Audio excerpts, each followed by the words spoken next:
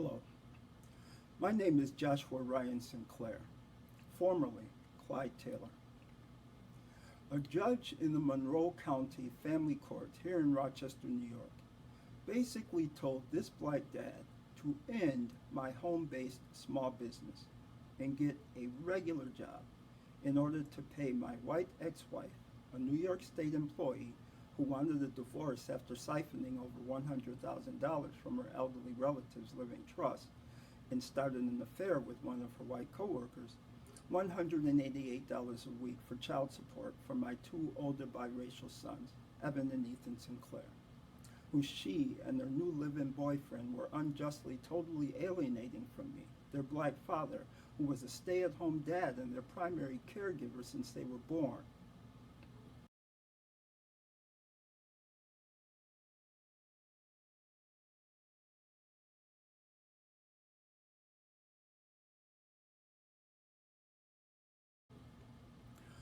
I was previously employed in the pharmacy department in the Rochester Psychiatric Center, where I was evaluated as an outstanding and above average employee. But I lost my job at RPC after I was subjected to ongoing discriminatory treatment, harassment, and retaliation. And my doctor removed me from that hostile work environment and placed me on sick leave because of situational emotional stress resulting from job discrimination. Then, although RPC actually admitted that I was discriminated against, harassed, and retaliated against in the pharmacy department at RPC, my position in the pharmacy department was terminated while I was out of work on sick leave.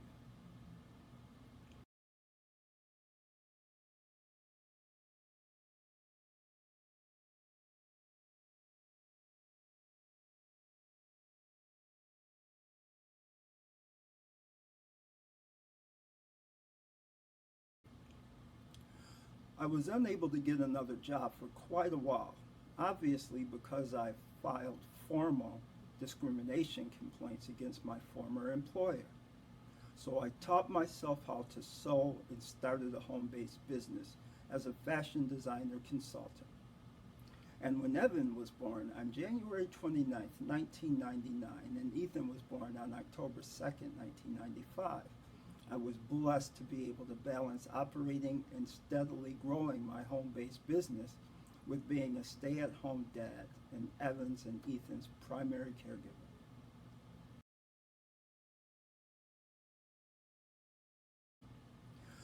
My ex-wife not only seized and refused to return to me my working sewing machine, which her late aunt and uncle Florence and Russell Tesmer kindly purchased for me after I started and was growing my business with an old, often inoperable sewing machine. By the way, my ex-wife didn't sew, but told the family court the sewing machine was hers. But she also had and repeatedly refused to give me all of the fabrics that I needed to make my designs and my finished designs and most of the inventory for my seasonal designer boutique and souvenir shop in the Ontario Beach Park bathhouse on Charlotte Beach on the shore of Lake Ontario. My business supplies and equipment and inventory were kept in our home in Rochester, New York, where I operated my home-based business and made the clothes that I designed, especially during the fall and winter months when my store at the beach was closed. And I had to leave them behind when my ex-wife suddenly concocted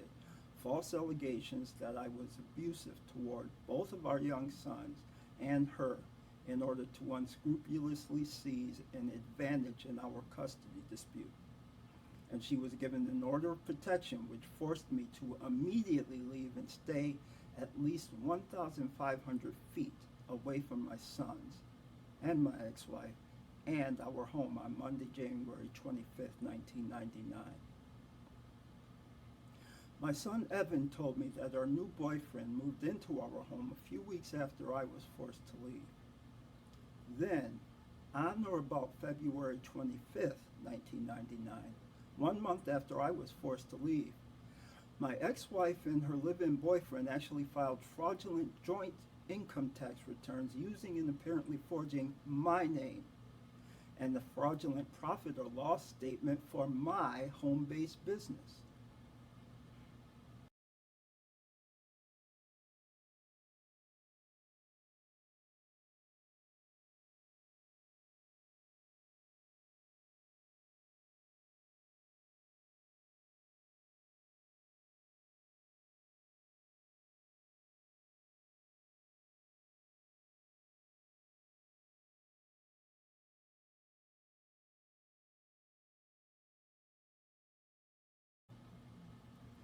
For the past 20 years, my partner Tracy and I, and since he was born, our 14-year-old son, Ian Gabriel Sinclair,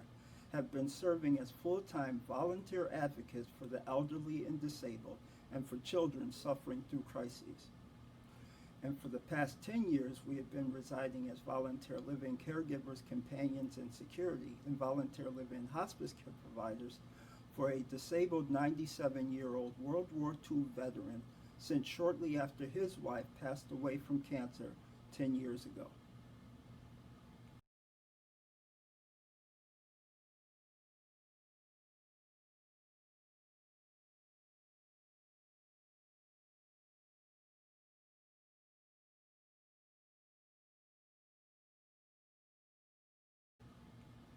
Nevertheless, the IRS informed me that the $1,200 coronavirus stimulus check that was going to be directly deposited for me and the $500 stimulus payment that was going to be directly deposited for my 14-year-old son Ian Gabriel was claimed by Monroe County to reportedly be sent to my ex-wife for back child support for my two older sons, Evan and Ethan, who are now 28 and 26 years old. My two older sons, who I have been unjustly, blatantly, and maliciously totally alienated from, and who were not even given any of the mail that I sent to them, and who I have been prevented from seeing or speaking to since November 7th, 1999, except for one day when Tracy saw Evan in the store and pleaded with him to follow her to our residence to meet his little brother and to see me on August 14th, 2012. That is when this photo was taken.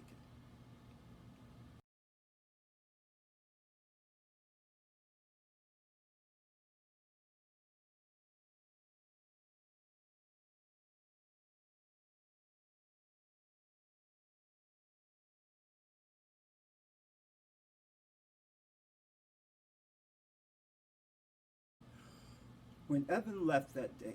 he promised that he would go and get his brother, my second son, Ethan, and bring him back to visit us also. But sadly, he never returned,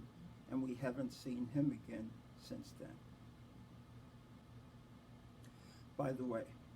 although my ex-wife and I were baptized as Jehovah's Witnesses, and everyone knows that Jehovah's Witnesses don't celebrate birthdays or holidays,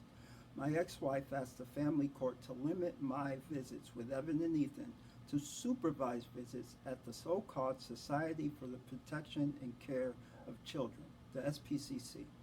because she claimed that I might try to flee with our children.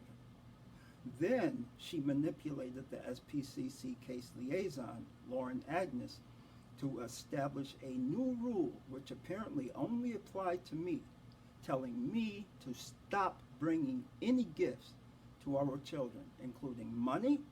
clothes, books, educational games and toys, and even candy. Then Lauren Agnes and the security guard at the SPCC closed the door where Evan and Ethan were waiting to see me and refused to let my son and me see each other because I continued to bring them gifts. And she terminated my court-stipulated visits with Evan and Ethan. But they want to label me as a deadbeat dad.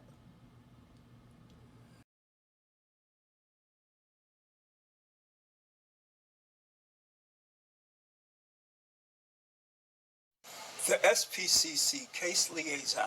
Lauren Agnes, told me that I would only be allowed to bring and give gifts to Evan and Ethan on their birthdays and on holidays. And she refused to answer when I asked her if that new rule applied to everyone or just me. Also, for anyone who does not know what systemic racial injustice is, or what a kangaroo court is or means, and for anyone who is naive enough to believe that lies, that family courts are most concerned about and are always determined to do what is in the best interest of the children, please listen and think about this. Various Monroe County Family Court judges and hearing officers repeatedly refused to allow me to subpoena the testimony of the police officers who responded to my wife's 911 call on Sunday, January 25th, or the family counseling officer who they then called to come to our home because of our bitter custody dispute, or any of the 5 Child Protective Services investigators and caseworkers who I requested to investigate my ex-wife's allegations, or to enter as evidence any of their reports which clearly confirms that my ex-wife's allegations that I was abusive toward her and our children was not true, and was suddenly concocted to get an advantage in our custody dispute. One of the Monroe County Child Protective Services investigations that I requested regarding Evan and Ethan and my ex-wife's allegations was conducted by Maddie Stevens and Ellen Scialino. And although for some unknown reason they would not meet with me personally or even interview me over the telephone regarding the CPS investigations that I requested, they concluded their investigation report, which is dated July 6, 2000, about Evan and Ethan by writing, "There is concern for the children's emotional stability in regards to them not seeing their father." Still, the blatant and malicious total alienation and undeniable brainwashing of my biracial sons from me by my white ex-wife and her white live-in boyfriend was allowed to continue. Again, the last time that I saw my son Evan was on August 14th, 2012, and the last time that I was allowed to see my son Ethan was on November 7th, 1999.